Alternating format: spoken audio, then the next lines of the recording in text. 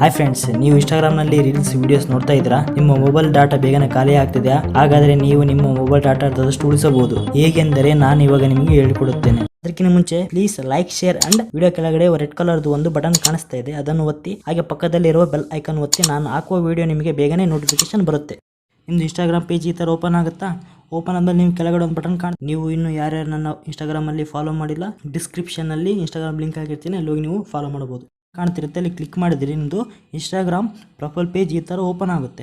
Open ಆದಮೇಲೆ ಮೇಲ್ಗಡೆ 3 line ಕಾಣಿಸ್ತಿದೆ, ಅಲ್ಲಿ ಕ್ಲಿಕ್ ಮಾಡಿದಿರಿ ನಿಮ್ಮದು ಈ ಥರ ಇನ್ನೊಂದು ಪೇಜ್ ಓಪನ್ ಆದಮೇಲೆ ನೀವು ಕೆಳಗಡೆ ಒಂದು ಸೆಟ್ಟಿಂಗ್ ಬಟನ್ ಕಾಣ್ತಿದೆ, ಅಲ್ಲಿ ಕ್ಲಿಕ್ ಮಾಡಿದರೆ ಇಷ್ಟಕ್ಕೊಂದು ಆಪ್ಷನ್ ಸಿಗುತ್ತೆ ನಿಮಗೆ. ನೀವು ಏನು ಮಾಡಬೇಕಪ್ಪ ಅಂತಂದರೆ ಅಲ್ಲಿ ನೀವು ಅಕೌಂಟ್ಸ್ ಮೇಲೆ ಕ್ಲಿಕ್ ಮಾಡಬೇಕಾಗುತ್ತೆ.